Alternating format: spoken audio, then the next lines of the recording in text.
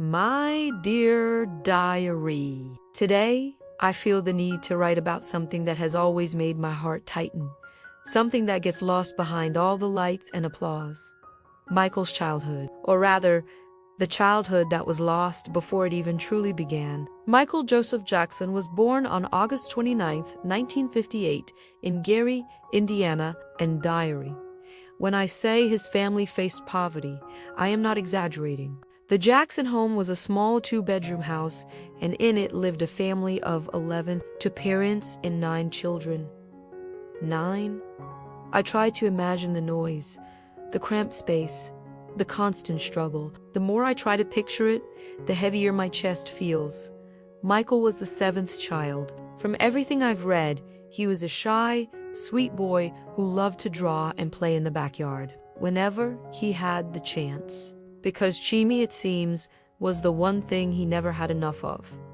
My dear diary, I often think about how it all started. Joseph Jackson, Michael's father, had a dream. He envisioned turning his children into a world-famous musical group, and he succeeded. But that dream came with an immense weight, a burden that fell heaviest on the youngest shoulders. Michael was only 5 years old when he joined the Jackson 5. At that age, most of us are just learning how to tie our shoes, figuring out which crayon is which.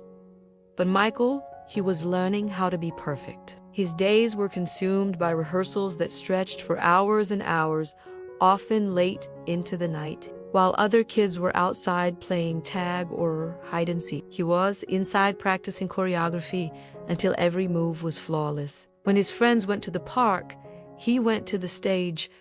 When they had birthday parties, he had performances. The world saw a brilliant little prodigy, a star in the making. But if you looked closer, if you had a sensitive heart, you could see what was really happening behind the curtain. His childhood was being systematically taken away, traded for a shot at fame. My dear diary, the evidence is everywhere. There are countless reports, records, and interviews, all painting the same picture. Michael often spoke about hearing his classmates chatter excitedly about their summer vacations, family picnics, and road trips. And he would just stay quiet. He had nothing to share because he didn't know what any of that felt like. His world was the studio, the stage, and the constant pressure to perform. Hai Wan said, "I've always wished I could be a child."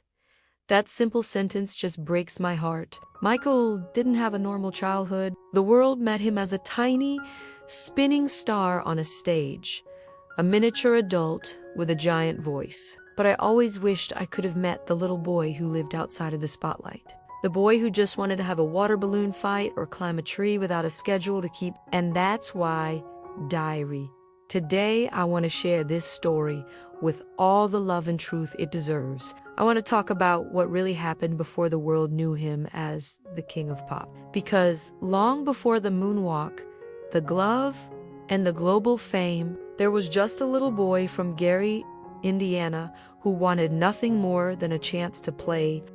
Today, I want to talk about a part of Michael Jackson's life that you never saw on stage, in magazines, or in those shiny TV specials. I want to talk about what happened inside the Jackson home, long before the fame, long before the world ever called him a star. Their daily routine was nothing like that of other kids. Everything, and I mean everything, revolved around discipline, training, and expectations that were far beyond their years. The brothers would wake up early, go to school, quickly finish their homework, and then their real day would begin. This meant hours and hours of rehearsals in a tiny living room, with all the furniture pushed to the side, sweat dripping, and songs repeated over and over until they were absolutely flawless. But there was something else going on. Something that every true fan knows about, but few really understand the depth of it: fear.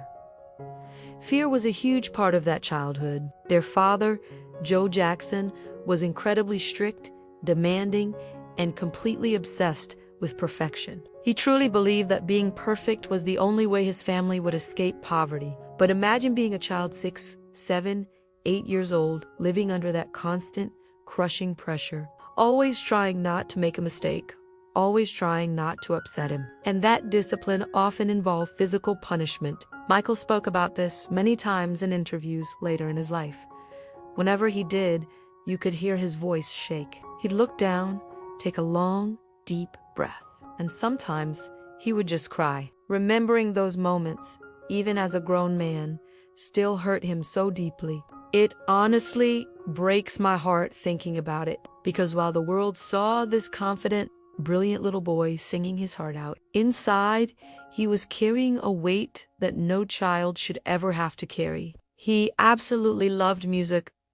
That part was real and true. But he didn't love rehearsing late into the night, when he could barely keep his eyes open. He loved performing, but what he really longed for were the simple things, like playing outside with friends until it got dark, or just riding a bike like other kids his age. He missed out on a normal childhood, but even through all that hardship, something truly extraordinary began to emerge. It was his ability to feel and express music with an emotional depth that was just far beyond his years. Even though he was the youngest, he sang with a maturity that nobody could quite understand. It was as if music became his safe place, the one place in the world where he could finally breathe without fear. When you think about it, the birth of a genius didn't really start on a stage under the bright lights. It began in that small, cramped living room filled with pressure and fear. It was there that a little boy learned to hide behind the mask of perfection, because for him, perfection was the only thing that felt safe.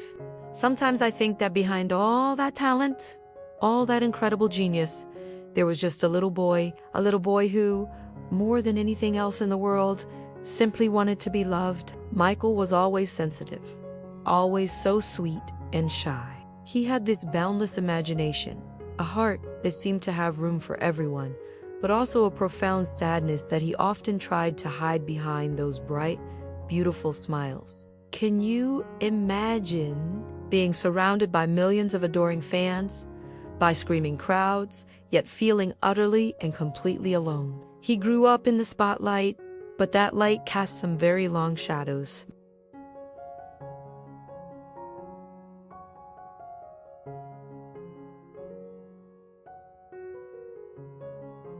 And that, dear diary, that's what happens when a childhood is stolen.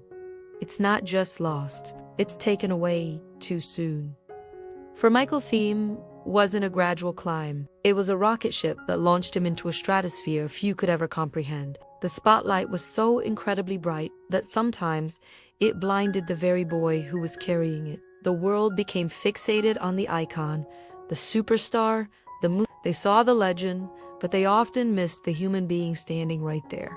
The person who was just as fragile, just as human as any of us. Think about the pressure, the constant scrutiny, the weight of being a global phenomenon from such a young age. It's a burden that would crush most people, and in many ways, it took a heavy toll on him. But here's the magic, the part that still gives me goosebumps. He took every ounce of that pain, every tear he ever shed, and he spun it into art.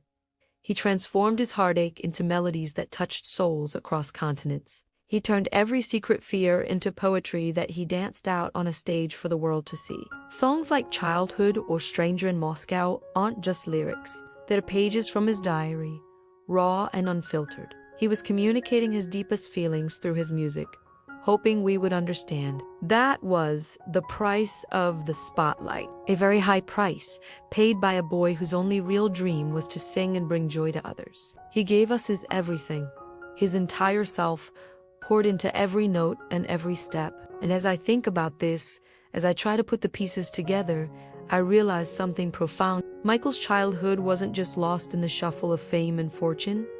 It was sacrificed. It was laid upon the altar of entertainment so that an artist could be born. An artist who would go on to heal millions of hearts all over the world with his message of love, unity, and hope. He created a refuge for the outcasts, a voice for the voiceless. His art became a sanctuary for so many people who felt misunderstood or alone, just like he did. He showed us that even from the deepest wounds, something beautiful can grow. And in his music, in his dance, in his legacy, we find a piece of that little boy, the one with the big heart and the even bigger dreams. He may have felt unloved at times, but the truth is, he created a universe of love that will continue to ripple out for generations to come.